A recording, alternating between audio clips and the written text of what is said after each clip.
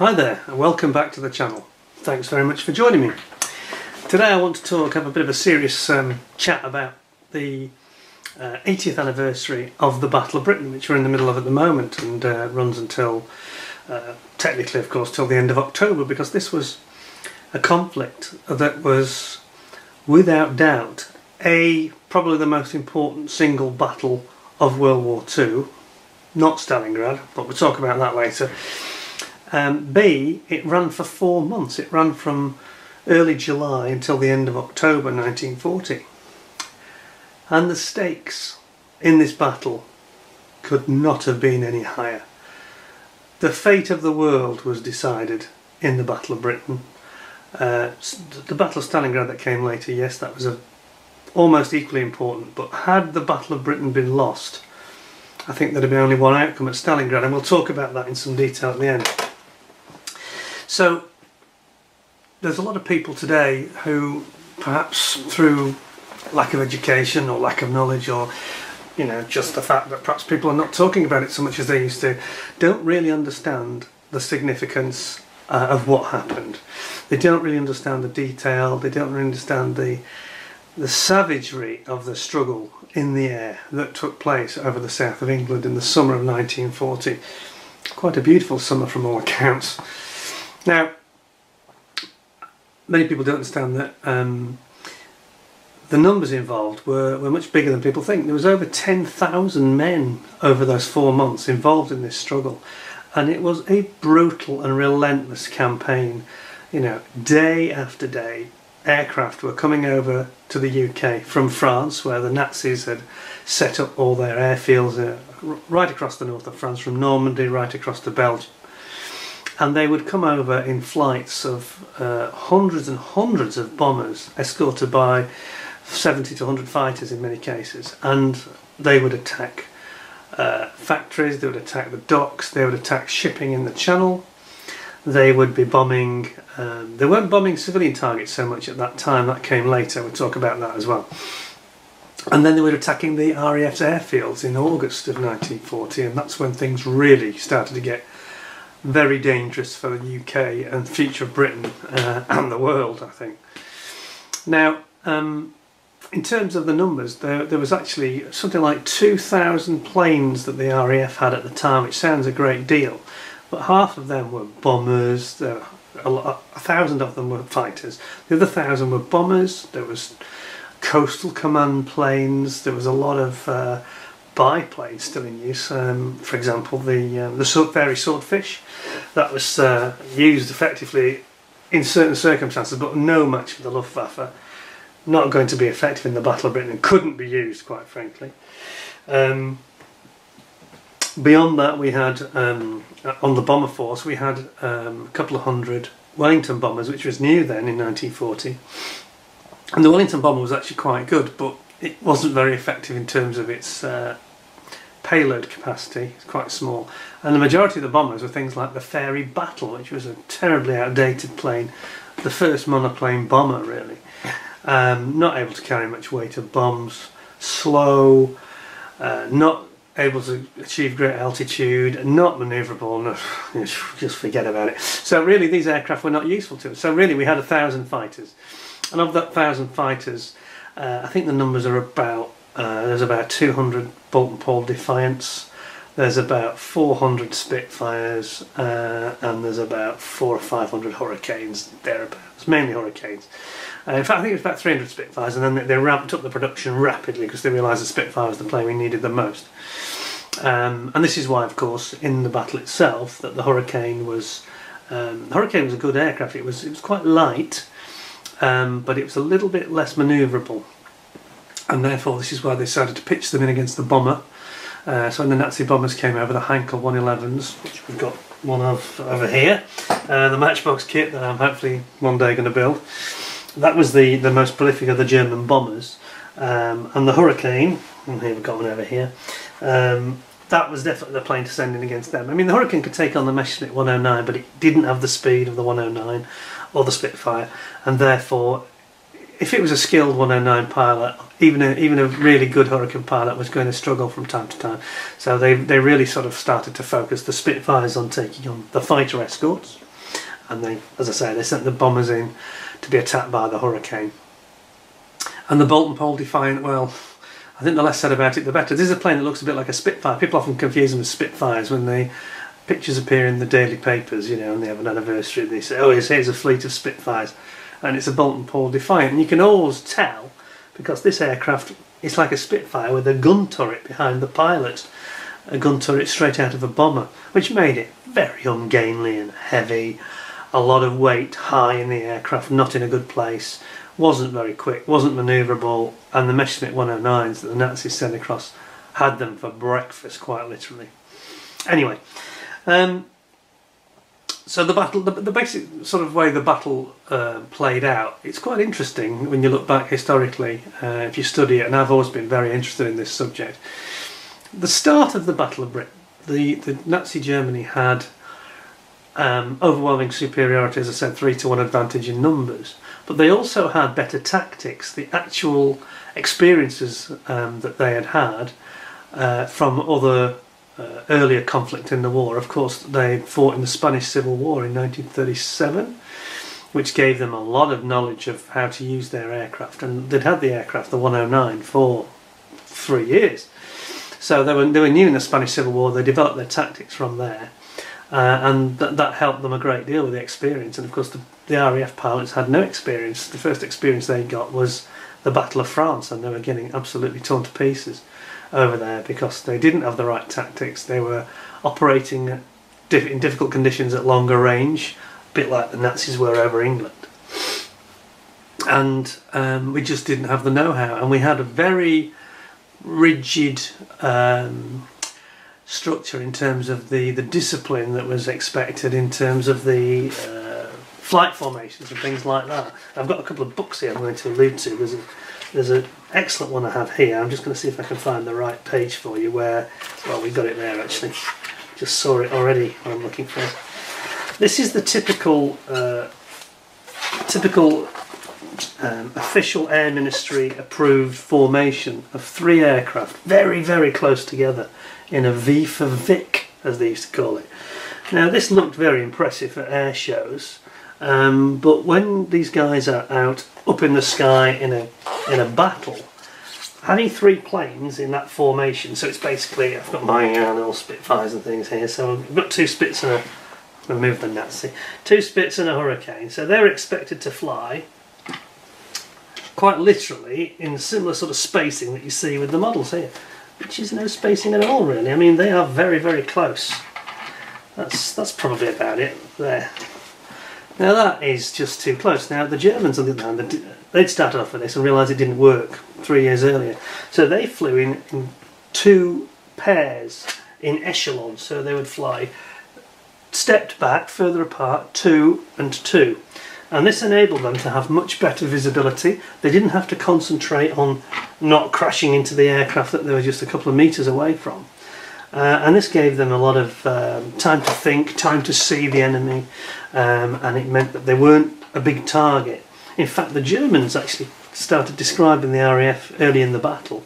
The formation, the Vic formation, they said it was the formation of idiots, because they could literally fire a burst and hit all 3 aircraft in one burst, proving that this didn't work. And later people like Douglas Bader and I think Stamford Tuck, other British aces, just dropped this, knowing that this was, once you got up there in the heat of battle, this was deadly.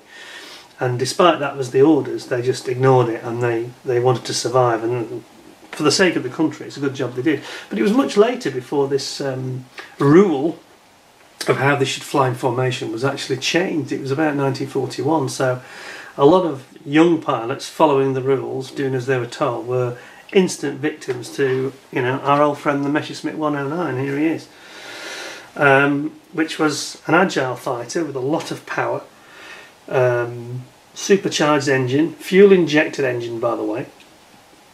That was quite important as well in the battle.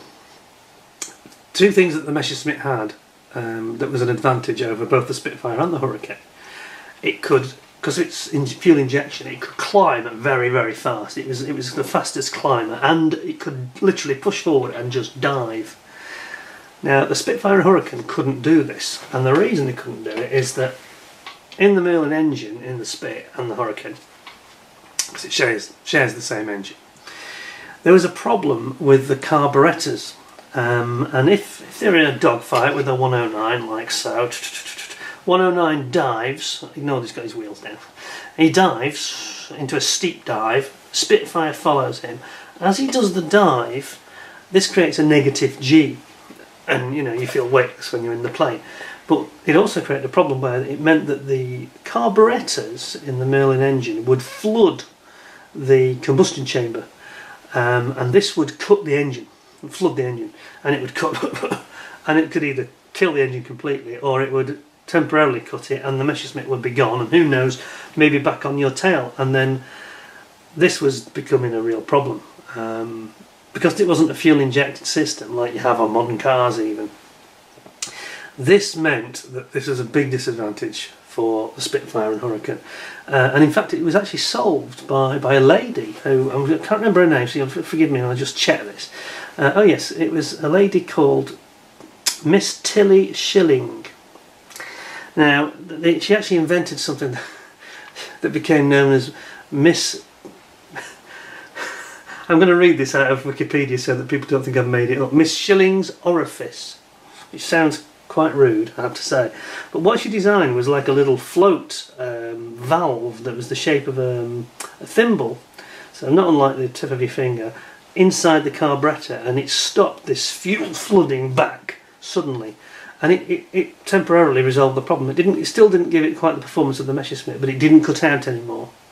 And this lady was a genius, obviously, because she actually developed it, and then she developed it further into, from being this shape of a thimble, she made it into just like a washer with a nick in it, and it had the same effect, and they developed it very carefully.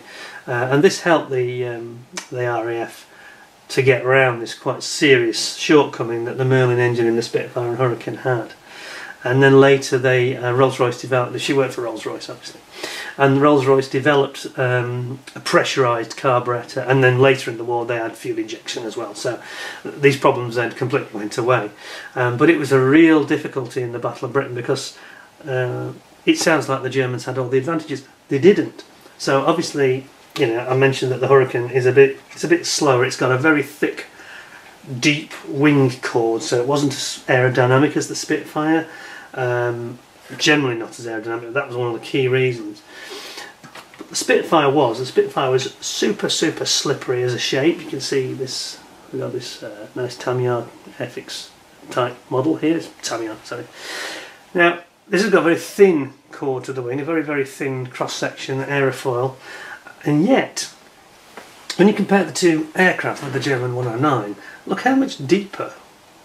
Look how much deeper the actual thickness, depth of the wing is. It's much deeper and it's much wider with its elliptical shape, and it's got much bigger ailerons. If you look very carefully, the Spitfire's is about twice as deep as the little spindly ones on the back of the 109's trailing edge here. Now what this meant was the Spitfire could turn very effectively, better than either of the other two planes. Tight turns. So 109 would go into a turn to escape from attacking Spitfire, and the Spitfire would basically outturn him, get ahead, shoot him up. And this was the great advantage of the Spitfire. In a skillful pilot's hands, he could outturn the MU-109, shoot him down. And that was the thing that made the Spitfire the king in the Battle of Britain, really. Especially once they conquered these other issues that I mentioned with the carburettor. Anyway, we digress here. But I was so talking about the tactics. Obviously I got into the engines and the performance of the planes there, but talking about the tactics. The German tactics in the sky were very good. What was not so good with the Germans was the strategy, which they kept on changing, and this is probably, you know, sort of touch wood, why we won the Battle of Britain, may have been the biggest factor of all.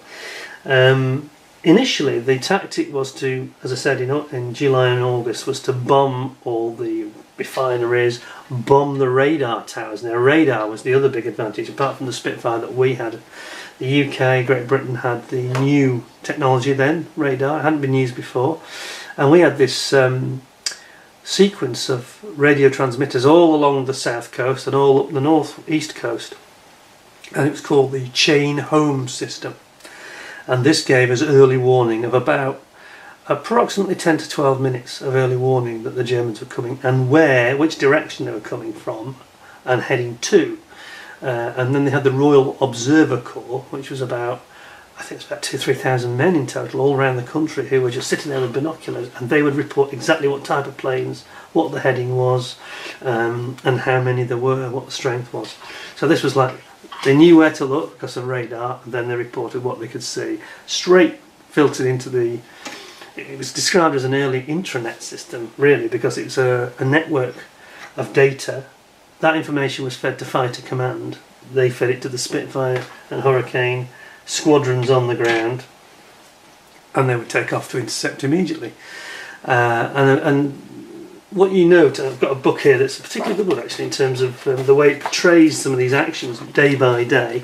Don't know if you'll pick up on the camera there. I won't zoom in because it will be too difficult, but basically it shows the swarms of these German flights, and it gives you the numbers. It gives you a very good representation of how many were in each one. What you notice is that the defending Royal Air Force fighters are tiny little groups of, 6 here, 5 here, just sending up what they think will be enough. And then, of course, they would, if they were struggling or they're losing, they would send up more. So they didn't waste them by sending up large numbers.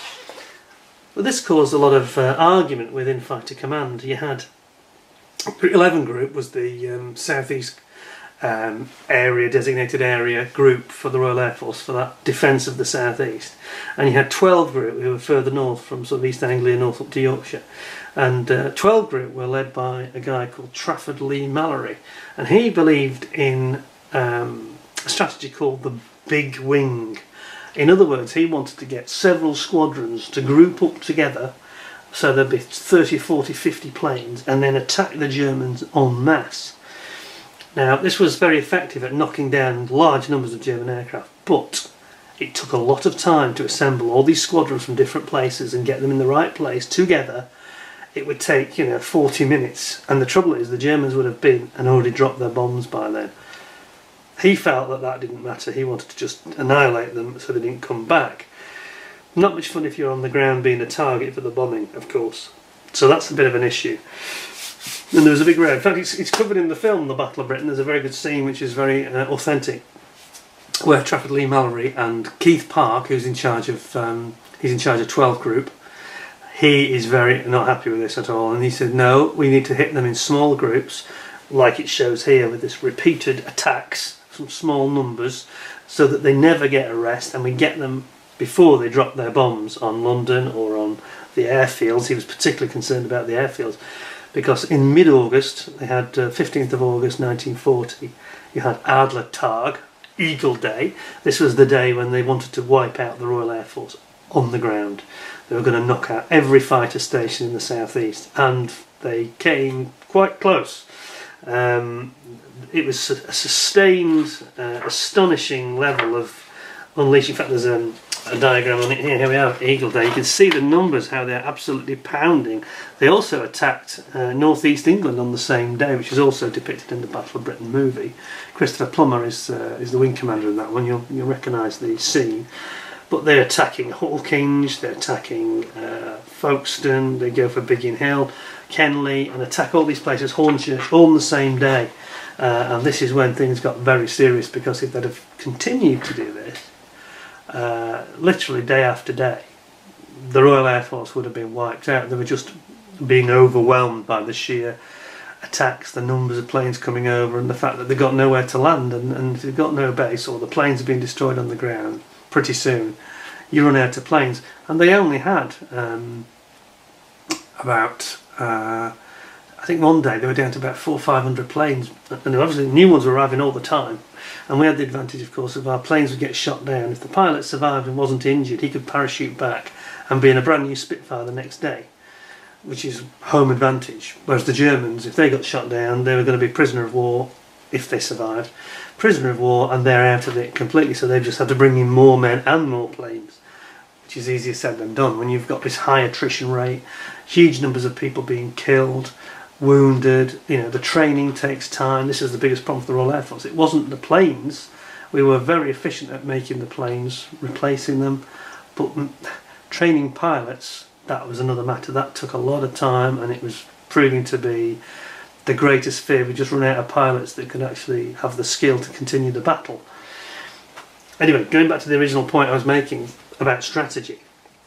We had some very bad tactics in the Royal Air Force. The Germans had great tactics, as in battlefield tactics, but the strategy of the Royal Air Force, the overall strategy, was brilliant, because you had this brilliant system of focused. It was almost like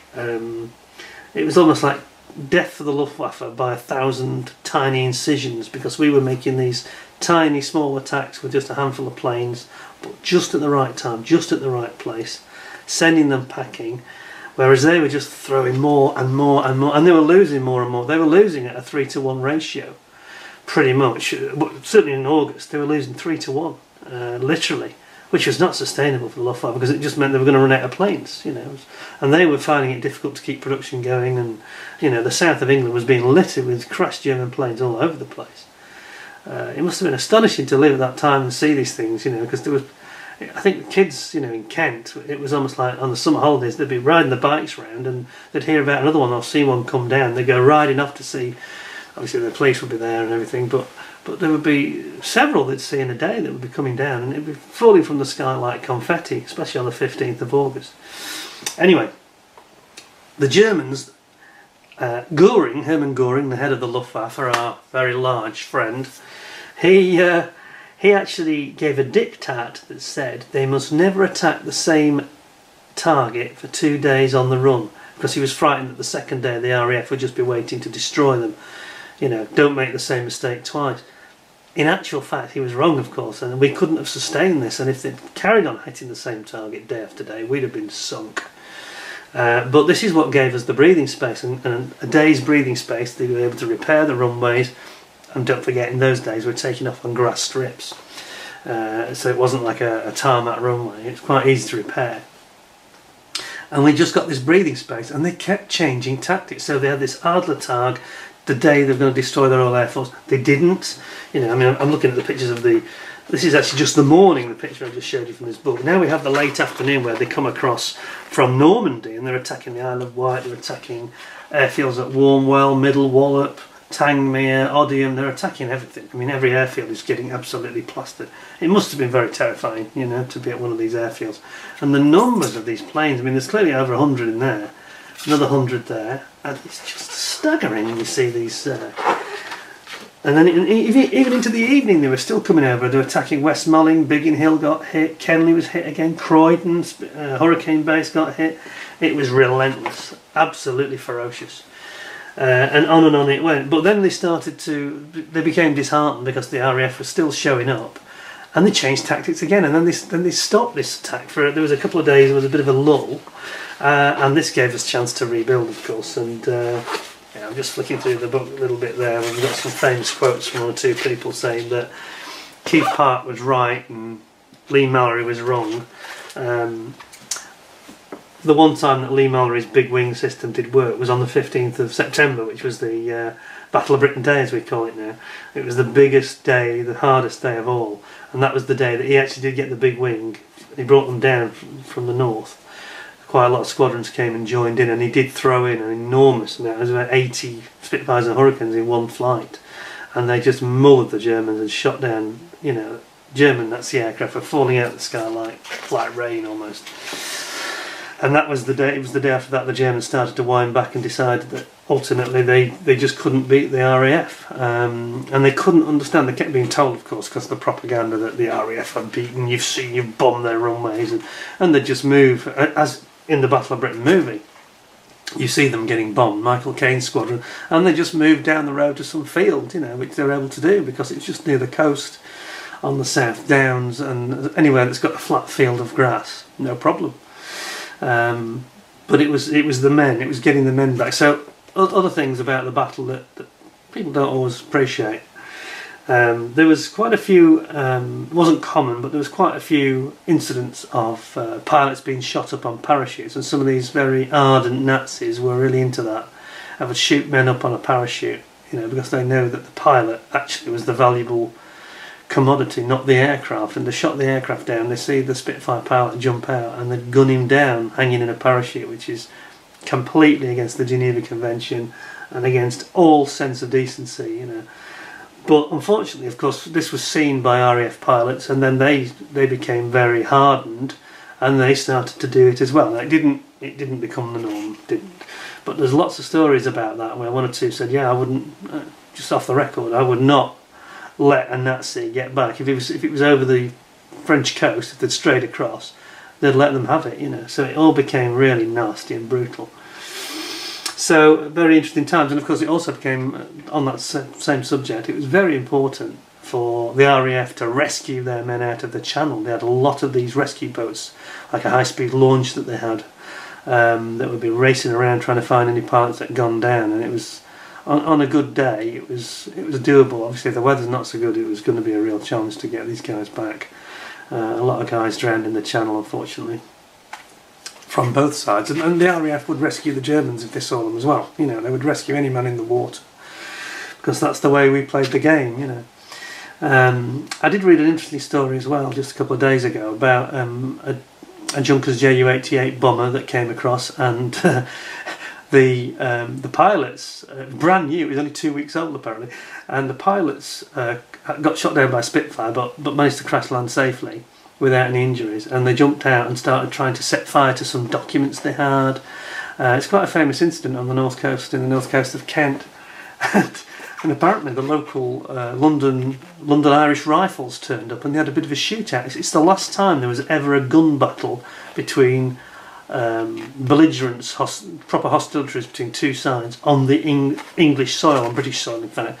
And this was in, I think it was September 1940. They had a bit of a shootout. The Germans had taken the machine gun out of the bomber and were shooting back. And in the end, they decided to try and shoot up their own bomber because they wanted to destroy it, so the RAF couldn't get it. But they did get it because it didn't set fire. But that was quite an interesting story. So yeah, it's something I'd never heard of before. So that was the last ever battle on British soil between two opposing nations. There you go. Anyway, so in terms of the tactics, the battle moves on. Lee Mallory throws his big wing in. It becomes very, very stressful for the individuals involved in this. In fact, another good film, which I'll allude to some of these things at the end, but First Light is a DVD I've got here. It's from a book by Geoffrey Wellham, who sadly died quite recently. And he was one of the last of the Battle of Britain pilots. You'll know his face because he was one of the youngest in the battle, excuse me, at the time. But he was very vocal and very often interviewed and told a lot of anecdotes and lots of interesting stories, and he's been on lots of programmes on TV, so you probably know of him. And he basically, by his own admission, he went through the battle. He started, I think it was July, August, I think he started right at the height of the battle. And by early 1941, after the battle had finished actually, he was just finished, and he said, I've just basically had a nervous breakdown. He said, I just couldn't take it. Imagine every morning you get up at 5, 6 in the morning, not knowing if that's going to be your last day, and having to do it again and again, every single day, for 4 months. You know, this is going to destroy anybody, even the best pilot, and he was a good pilot, otherwise he wouldn't have survived. And in the end, he moved out of the RAF in mid-late 1941, and I think they gave him a desk job because he just couldn't handle it. And it was good that, you know, he survived. Frankly, he'd done his duty, and we should be very grateful to him and all of these other famous people. Some of them not so famous, sadly, but you know the names that come to mind. You think of Douglas Bader and Stanford Tuck and Bob Doe. He's quite well known. In fact, I've got a book here by his daughter, Helen Doe, called Fighter Pilot. He was a very very skilled ace, and some of the other guys you think of. The brain's going here. I'm just trying to remember all the names. It's so hard to remember every name. I mean, the list goes on. Al Deer, of course. Al Deer's worth mentioning. He was a New Zealander, and he had the Kiwi on the side of his plane, and his plane markings is now being used today in 2020 by the Battle of Britain Memorial Flight. They've actually painted their plane up with his colours on it, which is nice. And that was the one that used to be on the Airfix 24th scale Spitfire. So quite a memorable scheme. KLB was his registration letters, you know. But so many of these guys, like that were made famous in the battle, people like, you know, Sailor Milan, And also, on the German side, they had their own aces like Mulders and Adolf Galland, who notoriously did not get on with Goring at all, and famously had this confrontation which is depicted in the Battle of Britain movie, where Goring comes in early September getting most frustrated that they still haven't gained air superiority, haven't been able to clear the skies, and he comes and he's remonstrating with his senior generals in the Luftwaffe, and he said, "You are betraying me, you've got to do your duty. You know, you must clear the skies of the Royal Air Force because the invasion, Operation Sea Lion, across the Channel, it must happen by the end of September. You must have time to do it, you know, and you must clear the Royal Navy out as well." He said, "Is there anything you need?" And of course, Adolf Galland turns to him and said, "Yes, give me a squadron of Spitfires." And this sent Goring into a rage, and he stomped off and got on his train, and he wasn't seen, I don't think, at the Battle of Britain front again. And of course, as he got to the end of September, they realised the Germans were hemorrhaging people and machines, and the numbers are actually quite staggering. It was so the RAF, they had they had about 1,000 fighters operating at any one time. They got down to about 400 or 500, which is getting very, very below 400 is getting dangerously low. You know, thinking how spread they are. Now the RAF. Say they had 1,000 planes really operationally that were fighting every day. The Luftwaffe had 2,500. In fact, the figures are slightly more than that. They had 12. I've got it written here. 1,200 fighters they had, mainly ME-109s and 110s, and they had 1,300 bombers. Well, of course, these numbers got hacked away out. And in terms of actual losses, the Royal Air Force lost 1,007 men dead. The Luftwaffe lost 2,662. Now you've got to remember the numbers overall of who was taking part. You had basically, what was it, about 2,500, 3,000 was the figure in total that the Royal Air Force fielded into the skies over the whole 4 months. Luftwaffe had about 7,500 men, and they lost a third of them. 1 in 3 dead. Absolutely astonishing numbers, really. So they actually lost 2,662 men. I mean, it's just unbelievable. Obviously, they've got bombers with more men in than one would be in a fighter, but even so, it's pretty staggering, you know. And they got to the middle of September. They just decided that it was going to be too late. Hitler then said, "I'm going to postpone Operation Sea Lion." In other words, it was cancelled. Really, I think he probably even knew this. He wanted to attack the Soviet Union, and that was now put back to 1941, summer of. And the situation that evolved really was the fact that they weren't going to give up on pounding Britain. They wanted to punish Britain, so they changed the strategy again. So we started off trying to destroy the ports, started off trying to destroy, you know, the factories. That didn't work. Then they tried to destroy the Royal Air Force. That didn't work. Then they had this massive campaign where they, as is depicted in the film, true story, that they had a flight of bombers at night coming over. I think they're going to attack one of the airfields. I think Croydon maybe, and the pilot got lost. It was the lead pilot, Luftwaffe Heinkel 111 bombers. He got a bit confused, and he I think there was some cloud. He circled around a bit, and they ended up over London, but didn't even know it. And they decided that they were going to go home, and they released their bombs through the cloud on the outskirts of London towards Croydon. This was actually an accident because they didn't know where they were, and they just wanted to get home, and it was, yes, we've done our job, let's get back to France quickly. Now, of course, this infuriated Churchill because he wasn't sure whether it was deliberate or not, but the fact is they dropped bombs on London, and the very next night Churchill ordered that a squadron of Wellingtons would bomb Berlin. Now, this was no mean feat because it was a bit of a stretch in terms of distance to Berlin, but they fully fueled them up. Only a relatively modest bomb load to compensate, but they wanted to say, "We bombed Berlin," and Churchill did this, and they went. A squadron of Wellingtons bombed Berlin. It's in the Battle of Britain movie, where these two guys who have bombed London are going to be rollocked by the Führer, and they get sent to Berlin immediately. And before they even get to meet the Führer that night, the following night, they see the air raid sirens going off, and they're getting bombed by the RAF, and this kicks off the London Blitz. And this is the third change of strategy from the Germans, which is really where they come completely undone with their thinking, and their inability to pursue a single strategy is what really keeps on letting the RAF off the hook. And they start to bomb London. The London Blitz starts in October proper, and they stop bombing the airfield, and the RAF recover. They get more pilots through, they get the planes through, and then we're very quickly back up to full strength, despite all the grievous, very, very sad losses that they've suffered through a brutal summer of conflict like no other.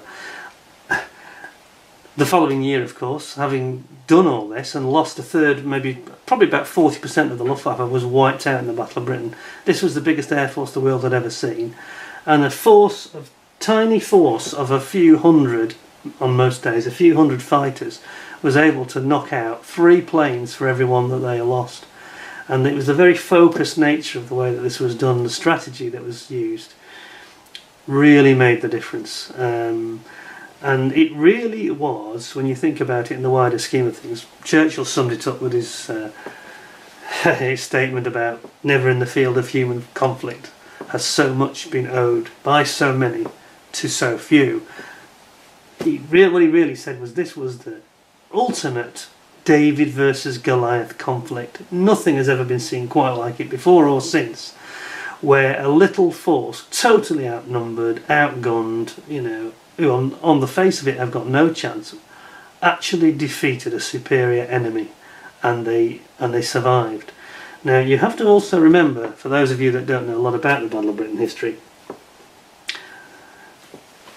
we were on our own. This is actually not about the Battle of Britain, this is Darkest Hour with Gary Oldman, who plays Winston Churchill. A brilliant piece of art, that is. Very, very essential watching if you want to understand what leads up to the situation. And very good for our American friends to watch, because there's a scene in that film where he's speaking to Roosevelt, and he wants him to give him some destroyers, and I won't spoil it for you, but it shows just how alone Britain was. We were not getting support from the Americans other than loans, really, leased lend. Excuse me. The situation was that in America there was a very strong anti-war movement. There was no desire to get involved. Everybody said it's a European war, it's nothing to do with us. Well, actually, that couldn't have been more wrong. You could argue the First World War, that certainly was true, because that was ridiculous the way that started. But the Second World War, what choice did Britain have here? What choice did Britain have? Sue for peace with Germany. We know that Hitler would have just dishonoured any agreement, and he would have invaded us. And this is the important part of what I wanted to talk about in terms of the long-term scenario. What if we lost? What if they'd pounded our airfields day after day after day, and the RAF ran out of airfields, planes and men? Well, Operation Sea Lion would have happened, and Operation Sea Lion would have meant the wholesale invasion of the south of England. We would have been taken over by, the most despicable, evil, tyrannical empire the world has ever seen. I mean, the Nazis, let's be honest, whatever your politics, I think most people would agree. I mean, these people made the Romans look like saints, really. I mean, we know what happened at the death camps. They'd even taken people from Jersey to the death camps at Auschwitz and elsewhere. It was a very, very bleak situation. Had they successfully invaded the UK, think what the repercussions would have actually been. And a lot of people don't know some of the stuff I'm going to talk about now. So, the Royal Navy, which was the most powerful navy in the world, yes, even more powerful than the US Navy in 1940. US Navy very quickly built up its strength very rapidly. So by the time they got to Pearl Harbor and beyond, they were, several times bigger. But in 1940, the US Navy, wouldn't have held a candle to the Royal Navy with the number of battleships, heavy battleships that we had. We had something like 46 battleships, I think. Forgive me if I can't do the number up, but there's a lot of them. We ruled the seas. This is why we were able to destroy the Graf Spee. Well, they scuppered it because they were surrounded by our ships, but, we sunk the Bismarck, we sunk the Graf Spee, we sunk the Tirpitz, thanks to the RAF later. The German Navy could not hold a candle to the Royal Navy. But had the Germans invaded Britain and succeeded in the Battle of Britain, the Germans would have had that navy for themselves, and the entire British Empire. Think of all the things that Britain owned then in India and Africa, the resources, gold, you know, tin, copper, all these things that Germany would have had, the entire British Empire plus their own empire. I tell you now, they would have crushed the Soviet Union a year later had they won the Battle of Britain, because they would just have had the resources to do it. They would have had double the strength that they already had, and they already had too much strength. Now imagine the situation for America. America came into the war, I think, far too late. I think it was almost shameful that they waited as long as. I'm not having to go at Americans, please don't think I am, because I love Americans. I've lived next door to Americans. I've got no problem with America at all. I'm a big supporter of the USA and I was happy. But this was a slightly shameful period when they really should have just thrown in with us. I mean, they had journalists in London during the Battle of Britain who were sort of trying to give the odds about whether Britain was going to collapse or not, and they were sort of hesitating all the time, feeding it back to Roosevelt about, you know, well, we don't want to lend them too much materials because then the Germans will get them, you know. And they didn't throw in with us until it was clear that we'd beaten the Germans. Yeah, we got support, we got cheap loans and things like that, but America held back. This is quite disappointing, I think, when you read the history properly. It's alluded to in the film, but there's lots of written documentary evidence about it. Roosevelt himself wanted to support Britain, and it was a lot of people in the House of Representatives that wouldn't support him. If he went to war, he was going to be on his own, they wouldn't support him. It wouldn't get through. And it's real frustration for him, I think, because Roosevelt was a good guy, no question about it. But there was this, you know, almost like it's not our problem. But going back to my point, what would have happened then? So you've now got Britain is part of Nazi Germany with her massive empire, massive navy, an air force with superior planes. If the Germans had unleashed that on the United States, especially the navy, what chance would the United States have had? You've got Japan on one side. At that time, 1941-42, America could not hold her own against the Japanese until Midway, of course, when that all changed. And of course America is constantly pumping out more production with her advanced industrial mass and might. But if Britain and Germany had been as one, if it had all become part of Nazi Germany, I don't think they'd have even got that far. I think that the Germans would have crushed the Soviet Union in 1941. Absolutely no problem at all with the extra strength they'd have had. They would have had all those extra materials, they'd have had oil, you know, everything that they needed, and a navy that could force their power and focus it anywhere they wanted in the world, including the United States. And you know, the pact between Japan and the Nazis would mean that the Americans would be squeezed on both sides, and I think that this would have been disastrous for the future of the world. Don't want to rant on, I know I'm hypothesising and speculating here, but do not underestimate the importance of the Battle of Britain. 10,000 plus men fought a battle in the sky. The future of the world was decided right there. If that had been lost, Stalingrad would have been a cakewalk for the Nazis. Pearl Harbor would have been the beginning of the end of America, and we'd be in a very, very dark place today. It doesn't bear thinking about, you know. The more I think about it, I sort of have nightmares about it, really. And yet here we are today. We have people, don't want to get into politics, but we have people moaning about how oppressed they are and what a terrible place the USA is and what a terrible place Britain is. These people don't know the history. They don't understand what their countries represent, I don't think. And just in case any Americans think I was having a pop at, I'm not having a pop at America. When America did come into the war, they were fantastic, absolutely marvellous. I just wish they'd come in 1940, you know, because the war would have been a lot shorter. No doubt about it at all. However, they did come in, and we got the right result in the end. The problem for Britain was that, and again, a lot of people don't seem to realise this, they talk about the empire and how wicked it was and all this. No. The empire that was wicked was the Nazi empire. Until you've, you know, understood clearly what they were doing, what they planned to do in the future, you know, you've no idea. It's just beyond belief. And people also forget, you know, they talk about slavery and all this stuff, you know, people forget that Britain is the country that first made slavery illegal. We actually abandoned slavery 50 years before the USA. But anyway, I think we should count our blessings. I think that we should also celebrate this victory, the Battle of Britain. And by the way, like I said about Americans, I just want to add one important thing, not just about the Americans either. Some Americans were so moved and so disgusted and dissatisfied with the way that their government behaved over this issue I've mentioned. They came across here, and it's mentioned in the Pearl Harbor movie, of course. The Eagle Squadron of American pilots, they came over because they could see exactly what was going to happen. They were desperate to help, and they wanted to free the world from this kind of tyranny. And they were brilliant. You know, these guys made a brilliant contribution, and it was a foretaste of things to come. And of course, later in the war, when the Americans came here and they set up the bomber bases, well, that's when things really turned around, and Germany got a taste of her own medicine. And of course, in the war over the skies of Germany, the Americans in the day and the British bombers at night, they completely turned the tables on them. And later in the sort of 1944, when the Mustang arrived, the Americans could even escort their bombers all the way to Berlin. So it was game over for Germany then, you know. Thank God. Thank God. Anyway, we're not here to knock anybody. Germany today is fine, you know, Americans are fine, everything's fine now. But don't underestimate how dark and how dangerous this time was for the world.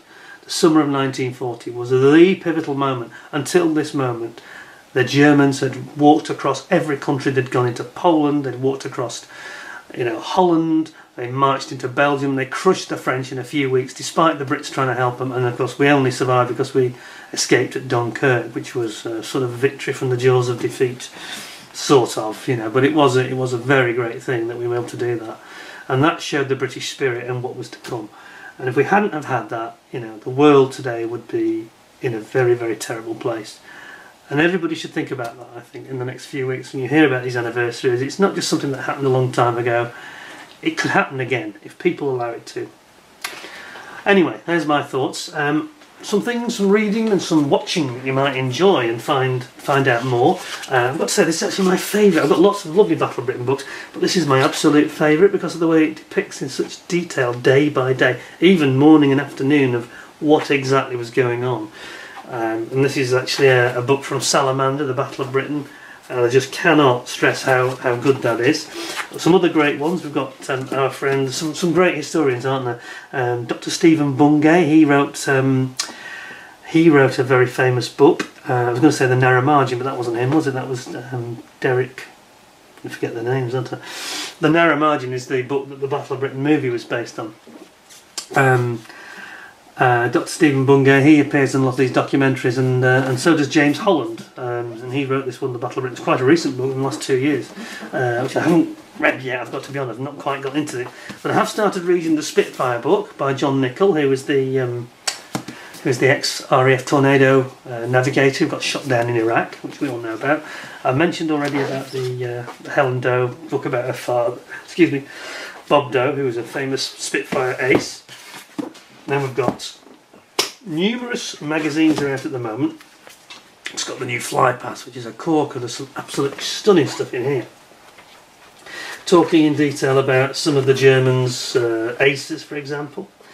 It talks about, I just mentioned Adolf Galland. We can find the right page. Here we go. Famous 5 Germans. Mulders, Werner Mulders, I mentioned. Adolf Galland with his famous Mickey Mouse and his famous big cigars, you know. Helmut Wick, Balthazar, Walter Ossow, some famous guys there. And then this has just come out. Sorry, I've got one more book. Alfred Price, he's another famous expert on the Battle of Britain. There's a second book called The Battle of Britain, which you can also get on iPlayer, Kindle, etc. by Richard Overy. He's another one. It's a very good author, well known. But this is out at the moment. You can get it in the UK newsagents. It's really good. It's all in colour, so they've colourised all the original photographs, and they are really, really excellent. I really enjoyed looking through this. There's all sorts of data about the Royal Observer Corps, some pictures there of these guys with their radar stations nearby, and all the shot down aircraft, and the situation in the Blitz. Of course, something else people don't remember is just the number of casualties in the Blitz. I think we lost 14,000 people on the ground being bombed by the Germans just in the Blitz. That was into the winter of 1940. And then if you want to read, if you don't know into reading and you want to see some good movies, the Battle of Britain movie is the one, because it tells you historically and chronologically correctly, with lots of anecdotal stories that are true, all weaved into the story, and some brilliant flying as well. There's not really any CGI in there. There is one or two scenes where the effects aren't very good, but most of it is true flying. And the assembled Spitfires, Hurricanes, Messerschmitts, Bouchons, and all sorts of stuff, Heinkels even, and they flew these things for real, and it was an amazing film. You mustn't miss the Battle of Britain movie. But then two others you should definitely consider, two of my favourites. First Light, I mentioned Geoffrey Wellen, who sadly passed away recently.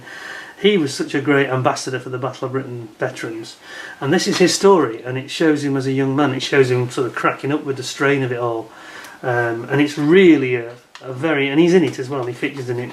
It's like flashbacks and reenactment, and him being interviewed. Definitely recommend that to you. That's absolutely not to be missed. And as mentioned about the American Eagle Squadron, and I didn't mention all the other great compassionate people from around the world that came to help Britain, and there's this brilliant film, there are several actually. There's one called Hurricane about the Polish pilots, which I think it's also known as 303 Squadron. My personal favourite is Dark Blue World. This is about the Czech pilots. It starts with them being invaded by the Nazis, these pilots at this airbase in Czechoslovakia, and they escape to Britain, and they learn to fly the Spitfires, and it's some of the things that happen to them. It's really good story. It's quite heartbreaking. It's really excellent though. Dark Blue World. Don't miss that one. Absolutely fantastic. And of course there was, I should just mention all the other nations, if I can remember them, you know, that helped the RAF in the Battle of Britain to achieve this victory, and suffered losses, nearly all of them. There was Israeli pilots, South African pilots, Canadians, Australians, New Zealanders, India, I think there was a Moroccan pilot, Portuguese guy, I think there was a Portuguese pilot, Poland of course, many from Poland, and the Czech Republic. Trying to think of the list. I think all the countries that I saw listed. Anybody that I haven't mentioned, no disrespect, just can't remember them, but you know, the whole world joined the RAF, really, the non-oppressed people of the world who were determined to stop this tyranny from happening, and if they hadn't done, well, you know, the world would have been a very dark place today. Anyway, there we go. I don't want to go on too long, because it's probably quite long as it is, but just a few thoughts, and I would urge you to check out some of the documentaries that you can see. There's a very good one that was produced by Channel 4 about 15 years ago, and it was called Spitfire Ace, and it followed 4 pilots' attempts to be trained in the same way as the Battle of Britain Spitfire pilots were, and they whittled down to just one pilot in the end who gets through and gets to fly the Spitfire solo. And it includes other famous pilots. I mentioned Bob Doe, he's in there. Pete Brothers, he was another lovely guy, he was a great pilot in the Battle of Britain, and many others. And there's a chap with a fantastic real RAF moustache, I can't remember his name unfortunately, but he's in it, and you can see this on YouTube. In fact, I'll find the link and I'll include it so you can watch it up here. You can watch that. It's not the highest definition, but it's really good, very moving, and it tells the story of the battle, and it brings a tear to your eye. It's remarkable. You do think at the end, wow, you know, any decent person who watches this programme is going to think, at the end, you're going to think, oh my God, thank God they won, because if they hadn't, it would have been a disaster for the world, you know. It would have been like going back to the Dark Ages. But anyway, I'll put a link in for that. If I can think of any other good ones that I think you should see, there's a movie called Spitfire, which was made 2 years ago, which I did have, but I think I've lent it to somebody, and that's brilliant as well. That tells the story of the Spitfire, and it talks about the Women's Royal Auxiliary Air Force who delivered them to the fighter stations and all that stuff. Very interesting, fascinating stuff. Anyway, enough from me. Hope you enjoyed the video. It wasn't too long. I tried to include everything I thought was interesting and worth mentioning. But it's such a huge subject. You should go and have a look into it yourself, and you know, you'll find lots of things if you start reading books and looking at some of these documentaries that you didn't know. I always do. I mean, even this week I found 2 or 3 facts, so it's worth doing, and I think it's something that not only Britain but the whole world can be proud of. Everyone who took part of or supported us in this challenge, ultimate challenge for a nation, and it was basically a fight for freedom versus sheer tyranny. Thank goodness the right side won. Anyway, thanks very much for watching. Hope you enjoyed it. If you did enjoy it, please like, share and subscribe and to the channel. And I hope in the future to have some more interesting videos coming forward for you to watch again. In the meantime, take care of yourselves and thanks a lot. Bye for now.